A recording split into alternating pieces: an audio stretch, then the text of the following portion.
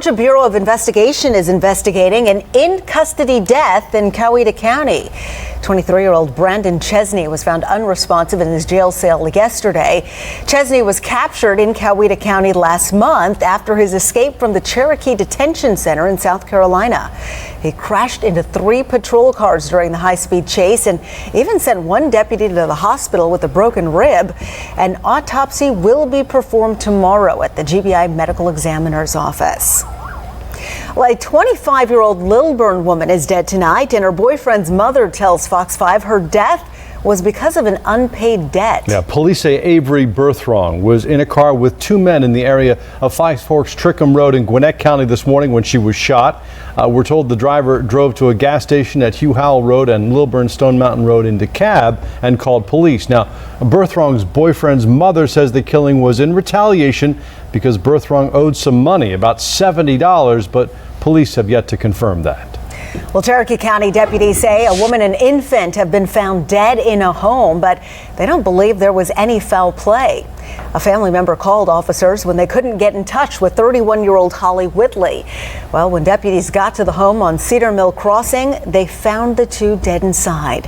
A 2-year-old girl was also inside the home. Fortunately, she's okay. Investigators are working on an autopsy from the GBI Crime Lab to determine the cause of death. Gwinnett County police have identified the woman found dead in the basement of a home in unincorporated Sewanee. Police say 63-year-old Dorothy Deanna was renting that basement apartment. The homeowner found her body yesterday covered by sheets and pillows, and they're calling her death suspicious. A shocking confession from a Georgia Tech fraternity president. Police say the student was actually captured on camera admitting to raping another student. Opening statements began today in the trial of Christian Koff. The charges are so serious, the judge urged him to consider all options, including a plea deal. Fox 5's Angelique Proctor has this story. There is no one I would rather kiss at the Eiffel Tower, carry bikes through Germany, or get lost on the streets of Paris than Christian Koff. The defense read from a card Christian Koff's then girlfriend sent to him during their 2-year relationship. The former Georgia Tech fraternity president's attorney says the 2 were young when they explored sexuality and romance. But prosecutors say Koff's girlfriend did not want to have sex and told him that on several occasions, but he insisted.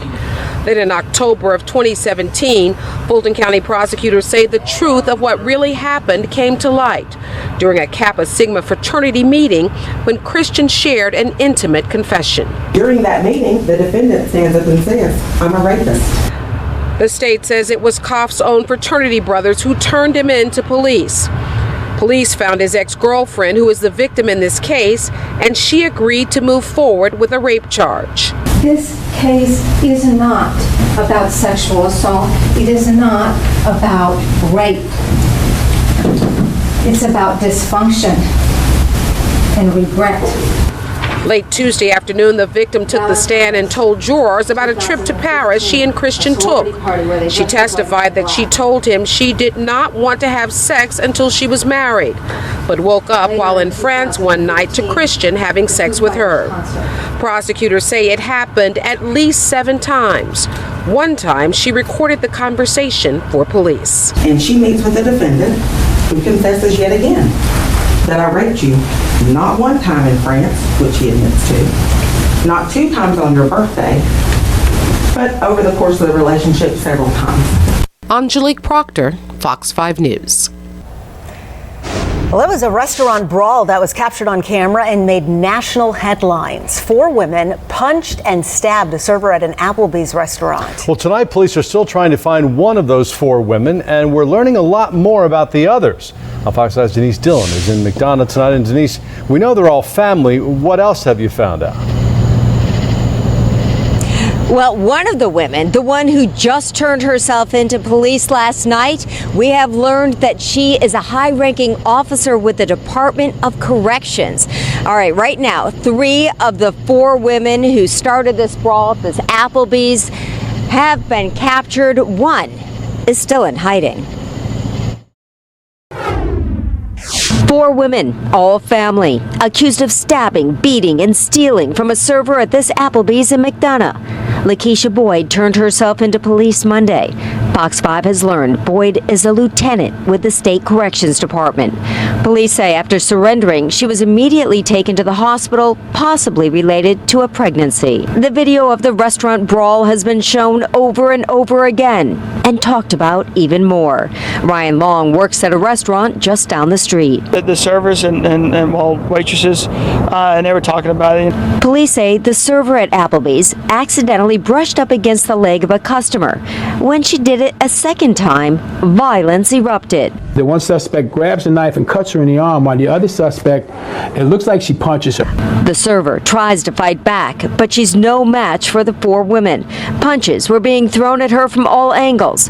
By the time other customers and employees broke it up, dishes were broken, food was scattered everywhere, and the server's tip money was missing from her apron. And then take the money. That's pretty messed up. Customer Savannah Lowry says she went to school with the son of one of the women. She was a sweet lady. I don't know what made her think it would be okay to do what she did. 2 days after the brawl, Lysandra Boyd and Katara Boyd were arrested. Lakeisha turned herself in Monday. Demetrius Boyd is still wanted. They're gonna catch her. Make down on that boy. And we have contacted the Department of Corrections for a statement regarding the arrest of Lakeisha Boyd. We have yet to receive that statement, but I do have some good news for you tonight. The server is doing much better. She did need 15 stitches for that gash in her arm when she was cut, but she has been back to work. In fact, I was told she was here earlier tonight. Reporting live in McDonough, Denise Dillon, Fox 5 News. All right, so glad to hear she's recovering. Thanks, Denise. Ackworth police are searching for two men accused of robbing a pizza delivery man at gunpoint. Now, they reportedly stole the victim's cell phone, some cash, a pizza, and his dark blue 2015 Hyundai Santa Fe. This happened late last night at the Super 8 motel on Cowan Road. Investigators released this picture of one of the suspects. We're told the victim described the suspects as two black males between 20 and 25 years old, both of them around 6 feet tall and with a thin build. Two teens are behind bars in Lumpkin County tonight, accused in a series of early morning car break-ins at the Sherman Green Apartments. Deputies say the thieves used Maddox Turner's stolen pickup truck as their getaway car, and because Turner saw his car on the road a few hours later, authorities were able to find and arrest the young suspects. They've been identified as 18-year-olds Emmanuel Flores and Sladen Spears. Well, DeKalb County health officials say they have found mosquitoes that have tested positive for West Nile virus in Tucker. According to the CDC, only about 20% of those infected with West Nile actually experience symptoms. The CDC says there's been no human cases confirmed in Georgia this year. All right, turning now to the weather, another very hot day in most places. Yes, and not a lot of rain. Let's get right over to meteorologist Jeff Hill for the details of what to expect overnight. It really didn't see a whole lot of thunderstorms develop late this afternoon or this evening. We had a few, and right now we still have a couple of showers showing up on radar, one to the west as you get over into Alabama, just west of Carrollton. There's been a couple of them that have tried to hold together as you get farther east of Atlanta, but really all in all, it's been a very quiet night compared, especially to last night when we had those huge thunderstorms that were coming through. So there's a shower activity near Heflin. That should be dying out shortly. You get closer to Atlanta, really not a whole lot going on. And even off to the east, the showers that were around south of Lexington, those seem to be fading away as well. So we go through the rest of tonight. Can't rule out maybe a brief shower or two reforming as we head through the overnight hours. But all in all, as the cold front, which helped to produce the showers today, pushes down to our south, we'll have a drier day set up for Wednesday. If we do see any showers or thunderstorms, I think they'll be well to the south of Atlanta, well south of I-20, all the way down around Eatonton and maybe over toward Griffin. Current temperature outside right now, still warm, 82. Dew point way up there at 74, humidity 76%. Our high today got up to 91, low this morning was down to 73. Here's some other temperatures: 80 over in Rome, 81 in Athens, 79 in Eatonton. It's warm everywhere. 80 in Covington, 79 in Noonan, and right now 78 degrees in LaGrange. So the forecast for early tomorrow morning, not bad, warm and muggy. Could see a little bit of patchy fog. Temperatures right around 73. Stay tuned. We'll have the complete forecast coming up in just a few minutes. All right, Jeff, thanks. Politics now. With just 1 week to go until the Republican runoff for governor, former candidate Hunter Hill announces his endorsement of Secretary of State Brian Kemp. The former state senator finished third in the May Republican primary. And just yesterday, Lieutenant Governor Casey Cagle received a big endorsement of his own. Governor Nathan Deal announced his support for Cagle in the runoff. Now, President Trump is pushing back against heated criticism of his meeting with Vladimir Putin. The president shocked both Democrats and Republicans when he appeared to side with Putin over his own intelligence agencies on the issue of election interference.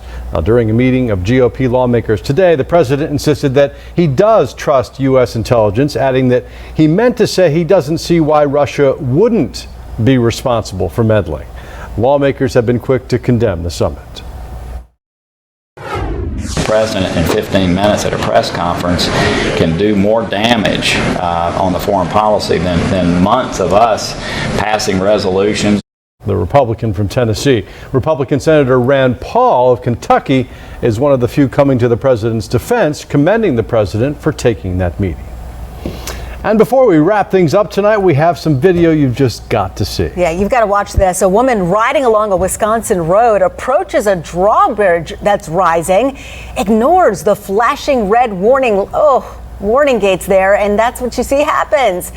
She drove her bike directly into that drawbridge gap. Now, luckily, people standing nearby saw it happen. They alerted the bridge operator to stop that bridge from moving. And she's okay. That is the good news tonight. And that's it for our special web edition of Fox 5 News at 10. We'll be back on TV tomorrow. Yes, and in the meantime, be sure to catch Fox 5 News Edge at 11 right after the Major League All-Star Game. Have a great evening.